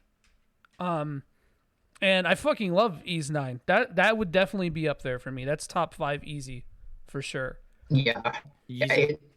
I love Ys 9 to death. I really, really need to play it again on PC because a lot of my issues with that game stemmed from the fact that the PS4 version is just kind of awful. Yeah, that's I a did problem. get the Switch version too, and I don't have many nice things to say about it. Yeah, that's not going to happen. I refuse to play through the Switch version of that game because it's way too choppy. And I played on PS5 and it already, which you don't have, as we've established, No. you do not have a PS5. I played on PS5 with the NA version, but I played PS4 on the Japanese version, and this was before they patched a lot of the frame rate issues too. Oh, I heard horror stories about how it was at first. It was bad, and so like not knowing what was happening in the story really. I mean, I used Google Lens, which was really helpful, and I got like 80% of the story from it, but like still, not hearing like the localization and what they were doing with this with all that kind of stuff was kind of difficult, and especially with the frame rate issues in the Japanese version. I was a little bit more lukewarm on the game when I played it originally than I was when I played the English version. So I think they did a lot to fix up the game. I would not really recommend playing that on a PS4, which if you're Isaiah, unfortunately, that's just what happens when you suck. But yeah, no, Ys 9 is definitely one of my favorite games in this. I'm a huge Ys fan. One of my favorite games in the series. It has its problems, but I think it's a great game. My only problem with it is that I don't think that it stands out enough from the series or in the genre the way that even 8 did. So I'm hesitant to say it's like Game of the Year contender, even though it's definitely an amazing game and I loved it. So difficult to say. That's also where I stand on it. My issues with the game stem from the fact that 8 is just better than it in like not every way. I think the core gameplay in 9 is better, but 8 has a better story, a better setting. It looks nicer to me too. I think it looks a lot nicer actually. 9 has the better moments, soundtrack. Yeah, 9 has a few good looking areas, but like every dungeon in that game looks the same. Yeah, every single one looks exactly the same. Yeah, and it was a budget thing too, for sure. Yeah, it was a budget thing. Like the engine. Oh my god, I have so many issues with how that game runs, but I need to play it again on PC because I checked out the demo. I was getting a solid frame rate the whole time when I was playing it, but I also need to drop like $60 in that version, so I'll get to it when I get to it. But when you can, yeah, 9 was really, really good. It fell short of 8 pretty considerably for me, but considering like the standard I hold 8 to, that's fine. Yeah, I feel like that was inevitable. Anyway. Yeah. And I feel like the innovations that they made to the combat were really cool. It just the combat design and the encounter design in it is kind of funky because it just becomes Dynasty Warriors. You know, even on Yeah. even in the fucking masochistic difficulty that they added for it, which is now there's just too many difficulties, I think. But even There's on six that of them. 6, that's so dumb. God, that's a lot. And there's just not a lot of differentiation between like normal, hard, and lunatic, really. So it's like there's a lot of that. The combat design just feels spammy. I don't like that. We've already talked ad nauseum about Ease 9 on this podcast, so I didn't want to get too in the weeds about it. Gotcha. But it's really good. Jeremy, have you played this series at all? No. I've never actually played any of them. So I'm just waiting patiently. I'm just like, let them talk. Let the children speak. No idea. You said that you have some trouble with sticking to JRPGs for a while, Yeah, because usually because they're longer. I think I would Ace guess. you will probably blow past most of those games. They're really short for the most part. Exactly. I think part of it, like I used to, like I loved, like, you know, the original Secret of Mana, Secret of Evermore, stuff like that back in the day, because I didn't have as many other games as a distraction. Now it's just such a plethora of other titles. The most recent big RPG I actually played through, which I did finish this year, was the Xenoblade Chronicles remake. Oh, that's a long fucking game too. And I tried playing it on the I have Wii. not touched it yet. I tried playing it on the 3DS, and then the Switch version, I finally got enough backing to play through it and did finish it and really enjoyed it. But like it was a struggle. Like I had to make myself do it. I have So a visitor. Hello. nothing's wrong with dogs. They are the best. He's a good boy, but he's extremely annoying. That's So why his let me name is ask you Rick. guys this. If I wanted to test the waters of that series, which one do you guys think I should play? Man, first? I hate you because that's exactly what I was going to try to do to you. It's a long-winded answer. The quick answer that I have for you is Ease 8 or Origin. Okay. I agree with that. 8 Origin, and I know a lot of people started with Oath, but I'm not willing to pick with that game, so I'm gonna say no. Yeah, it depends on what you have accessible to you and what you want to do and what your stylings are, I think, ultimately. But keep in mind, it's not like basically the series is framed in like travel logs of the main character, so everything is kind of like you can play pretty much out of order. The only exceptions are 2 and 9, I would say, because I feel you could start with 9. I just wouldn't really completely recommend it. But 8 is on PC, Switch, PS4, Vita. Even though I don't recommend the Vita version anymore. But so you have a lot of options there. But I could play it on my Vita TV. That's true. That's you're missing some content with it. That's the only thing. And Yeah. but yeah, but the Switch version of that, the Switch port of Ease 8 is not completely awful. Like it's playable. That was how I played it at first. It's fine, but if you've got access to the other versions, just use those instead. Right. Okay. And I mean, I usually will err on the side for the Switch because that portability is kind of helpful for me because I'm actively going around a lot of places. mm-hmm. So just sitting down and playing a game is not always an option for me. So I'll try that out. And Ease is very pick up and play, I think. And furthering that, Origin is also really good because it's a port of a Vita game. Right, it's Vita originally, right? Well, technically Okay, it is two different and games. then- I thought you were saying 8 Origin, like that was the subtitle. Origin was a PC game originally, just a really old one though. Right, and then it Okay. got ported to Vita and then so on.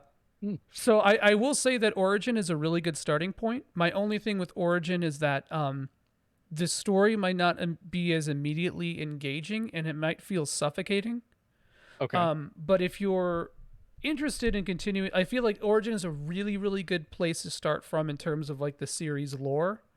But if you really like that like early, like late PS2, early PS3 era kind of action RPG, Origin is like right, and it has some of the best boss design in the series. It's just like a really solid game. So Yeah. Okay. yeah, I actually made a podcast about this too. I will link it to you. Plug it away. Go for it. You asked like the two people who are very passionate about this thing about that, and like we're both like, well, Hey, that's the best people to ask, honestly. So So there you go. I'm glad that you asked. But let's step into a couple more titles. Far Cry 6. Anyone? I didn't Not really get so into good, this but- one. Yeah, nothing really. I kind of didn't have the time for it. Like I liked some of the older ones, but just haven't gotten this one yet. All right, and here's the big one. This is the big one. Halo Infinite. I love Halo Infinite. I love that been- game to pieces. It is the best FPS game I've played in such a long time. I've been just playing the living heck out of the multiplayer, and I'll hopefully jump into the story tonight once I get it downloaded. Yeah, the campaign came up today, so I haven't touched it yet either. But the multiplayer is an absolute blast. It's so fun. It has been like it felt so nice. It was kind of funny. You can tell some of the older players, like when I was in it, because I played a lot of like Halo 2 and Halo 3, and I had the sword, and I was going after somebody, and I almost had muscle memory of when that icon would change color to hit the button to lunge, and they've shortened the distance you get to do that. So the guy kept backing up, and I'm like, yeah, I'm gonna.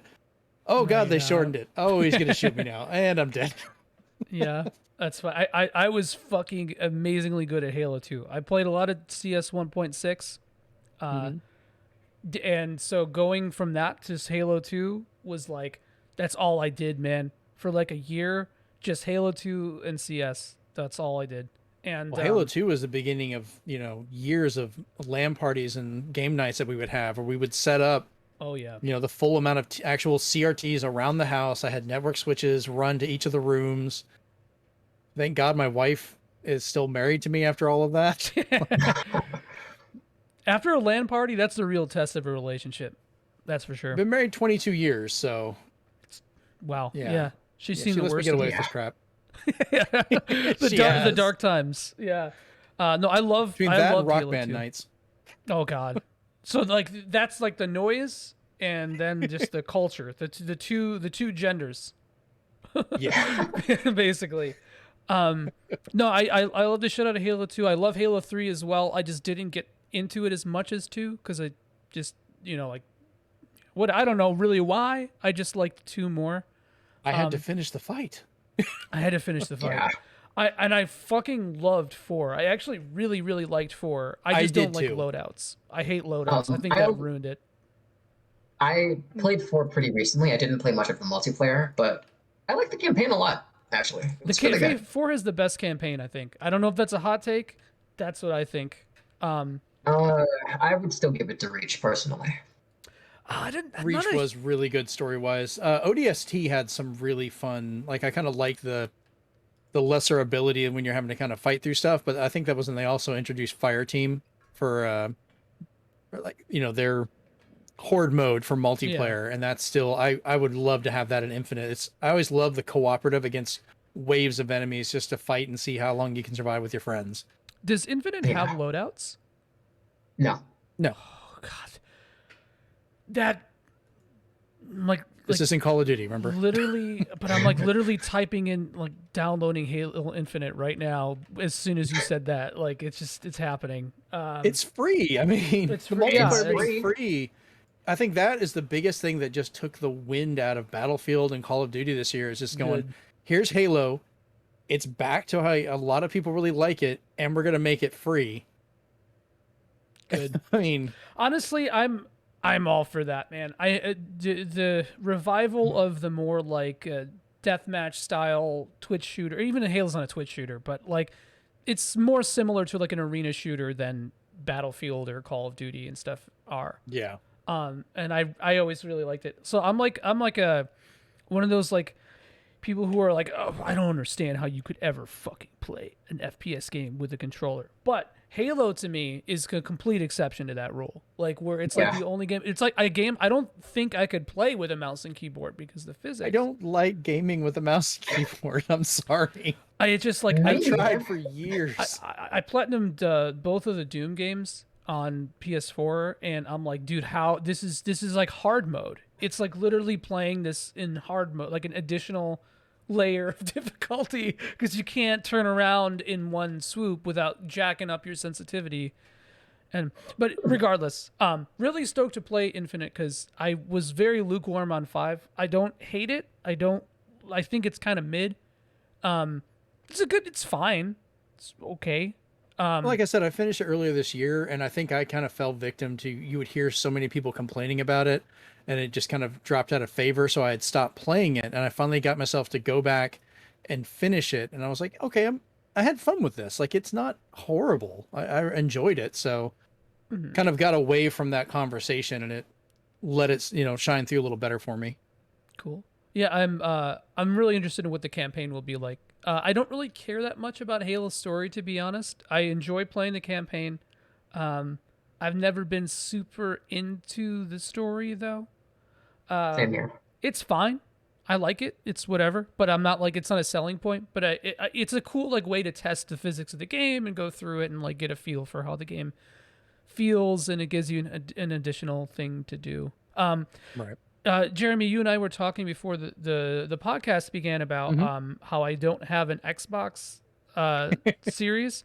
So I think to me, Halo is like, I don't know if I want to play that on a PC, to be honest. There's just something and I know that's a stupid reason because I'm so like, I'll play that whatever on PC. I'm just like very like adamant about that. But with Infinite, I feel like just to me, that's a console ass game. It's a fucking good console game. You don't play anything else. Do you have any Xbox One? No. Okay. I skipped that. Because like even for the multiplayer, I've been playing on my Series X. My son, he played it on my PC some because he does like using mouse and keyboard. Which, by the way, the console fully supports mouse and keyboard if you want to. Oh, for all of them, even back to the original Xbox One. My son plays with it. Interesting. He also plays on my old 1S, and they all ran beautifully playing together, which is great between all those versions. So if you ever get a hold of a controller, I don't see any issue if you just got it on PC. Yeah, you're going to be your computer monitor, but you can still have that controller in hand and play it, and it's going to run great. And it's such a stupid reason for me. It's like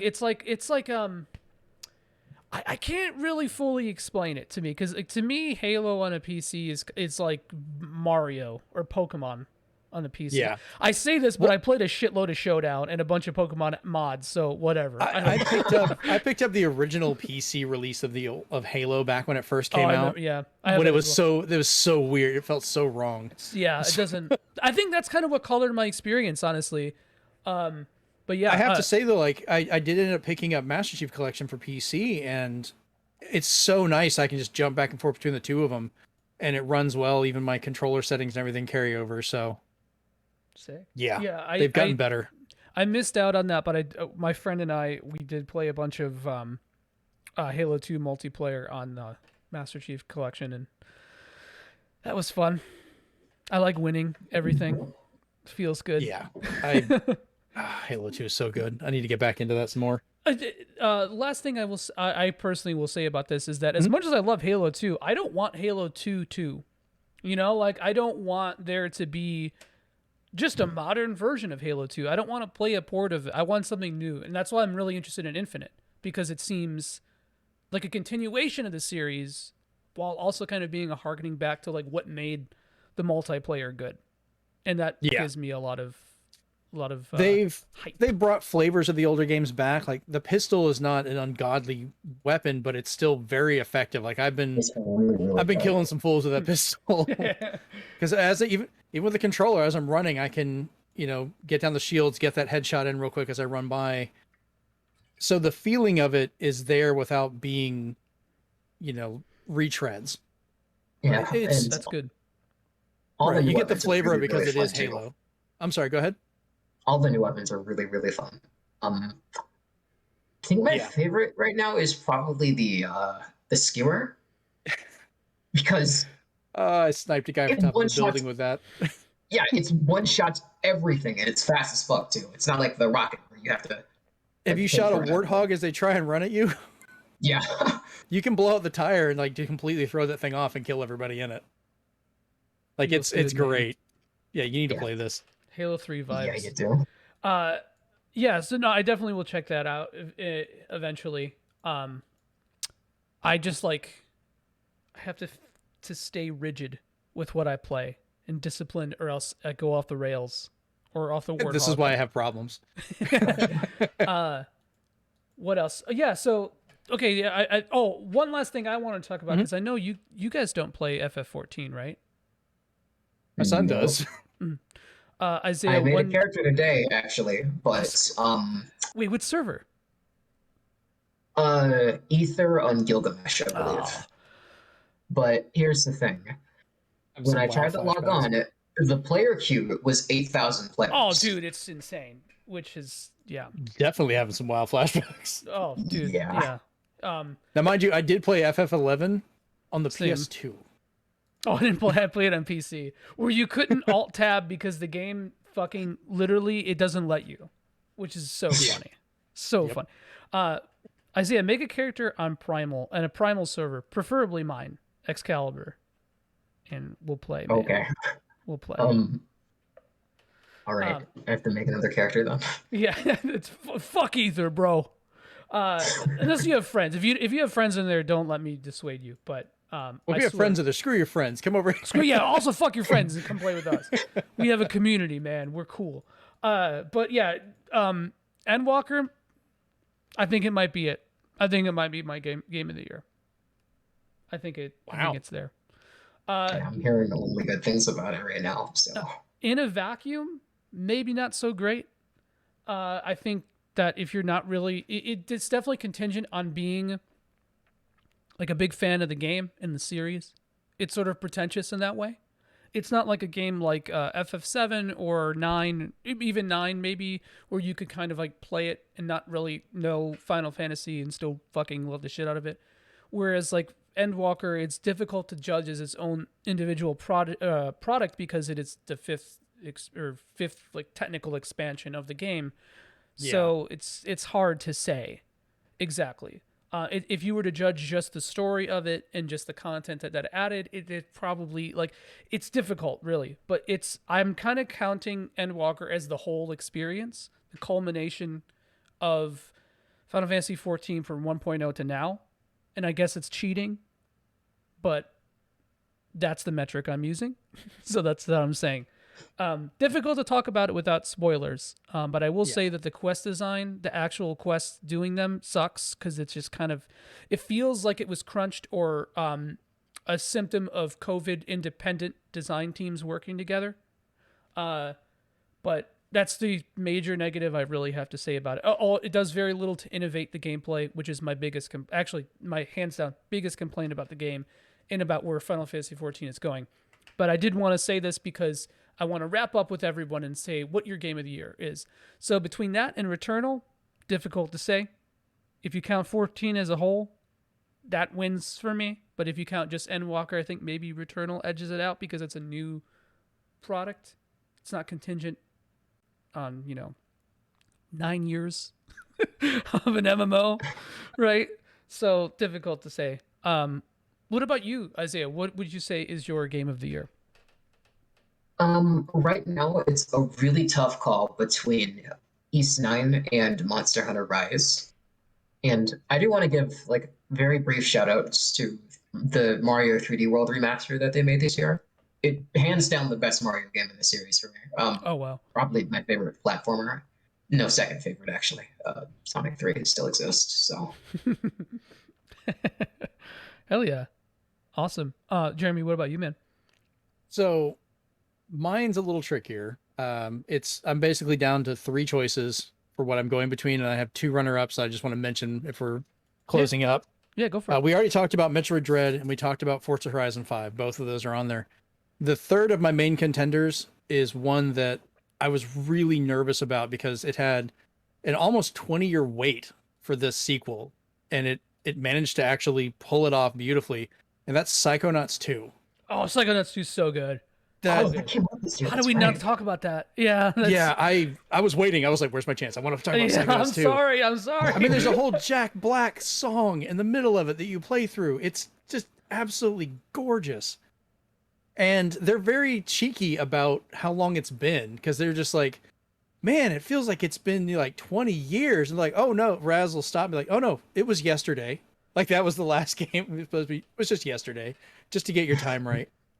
But that makes how sense. it looked, played, sound, the music, the voice acting, the creativity in the worlds, everything was just absolutely top notch. And I've really, I cannot say enough about that game. The other two I want to mention real quick was the Great Ace Attorney Chronicles. Oh yeah. Oh yeah. Um, I didn't get a chance to play that one. I really want to though. the first one, you see, it was really good. Like, 'cause it's two games together. You go through the first one, everything's kind of disjointed. The second one is when everything really comes together, and what didn't make sense in the first finally finishes out. Had some great twists. I'm not gonna spoil anything, but it was worth playing all the way through. And the last one was one that I was kind of curious about, and this did eventually come out on PS5 as well, and that's The Medium. Oh, okay. Interesting. I've heard a lot of yeah. divisive things about this game. I really liked it. It was made by a Polish developer, and they kind of dove more into the history, Polish folklore, and things like that. But they were really creative with how they did it, kind of walking around those areas. But the creativity and the technical capability of running both those worlds at the same time between the living and the dead, and jumping between them, and the way it affected everything, really was impressive. I actually ended up streaming that game in its entirety. We ended up just, it only took me a couple nights. It's not a super long game, but I streamed the whole thing on there, which was great. But gun to my head, if I had to choose a game, I think I probably would stick with Psychonauts 2 if I had to pick a game of the year for myself. Psychonauts 2 is really good, man. I can't believe that we forgot to talk about Psychonauts 2. Oh man, it just shows. Like, I didn't forget. There's so many good games this year. I asked that question in the beginning. I think this is one of the better years that we've had for gaming in a really long time. Very solid across the board. I don't think there was anything like groundbreakingly innovative, and I think that's the thing. But maybe here and there, small innovations. But in terms of just quality games, holy shit, this year was so good. It's like I didn't even talk about like the VR stuff I've been playing this year and stuff like that. You know, some of those have been interesting, but yeah, those are the main games that really stick with me for this year. Cool. Isaiah, anything else that you want to bring up before we wrap up? Let me think. One thing, Sega, please don't screw up Sonic Origins. That's all. Sega's listening with bated breath, and they're like, "Yes, sir." Oh, that reminds me on Sonic. If you have Sonic Generations for 360, play it on a Series X. It now plays 4K at 60, and it is gorgeous. Just buttery smooth the entire game now. Nice. Yeah. Now that we've guilted Isaiah into buying both a PS5 and a Series X, we can wrap up. Thank you guys so much for joining me. It was a pleasure talking to you guys. Always. Thanks great. for inviting me. Yeah, man. Absolutely. Anything else? If there's anything else that you want to mention real fast, go ahead. But if not, go ahead and drop your social links or whatever. I'll put them in the episode description when this goes up, and this way we can have everything there. But in the meantime, go ahead and plug your shit. Isaiah, go ahead, man. I have a Twitter at Zinogah Vault if you want some really awful and mean takes about Pokemon in particular. But yeah. It's gonna hurt me to follow this, but I'll do it. You can find me over on Twitter at Zenspath, Zenspath. Also youtube.com/Zenspath.com. I do a video series where I get the openings of games. I actually go back and try and preserve them in the best quality possible on there. So I've got a playlist of that. And then you can also find me over hosting the Zenspath 4-Button podcast. It's myself, and then I have kind of a round table of people that will join me for different episodes now. And we record a new show tomorrow, and then we have an episode I'm recording next week with Sean Orange over at Four Color Rebellion and Famicom Dojo. Oh, yeah. He's going to be doing a Wii U retrospective with me on that. I think you might have 1 or 2 Wii U games. I have all of them. The entire North American set, which took me a little while to find. But that's a couple more than 2. You can see them there behind me, Isaiah. That's the entire North American Wii U collection. Oh my I know goodness. my room is a mess right now, but damn. Yeah. I also have the store display over there too. Awesome. I put the link in the chat for anyone who might be interested, and it'll again all this stuff will be in the episode description post show. So thank you guys again so much. It was a pleasure talking to you guys about 2021, and hey, maybe we'll do it for 2022. Who knows? Yeah. Sounds good. Thanks for having me again, man. And thanks everybody for All right. listening. As always, you can find us on Twitter, find me on Twitter at twitter.com/podcastjump. Also on YouTube and Twitch and all that kind of good stuff. Like I said, we are doing a stream tomorrow for the Game Awards through Super RPG Friends, which you can find twitch.tv/MonsterVineOfficial on Twitter and YouTube and all the fun links.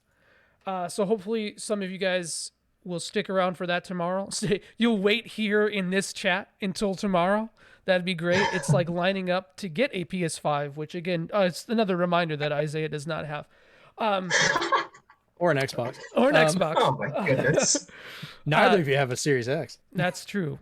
So maybe eventually tomorrow I'll be buying a Series X for Halo Infinite and never talking to anyone again. Thanks again for listening and take care, guys. Hope to see you guys soon.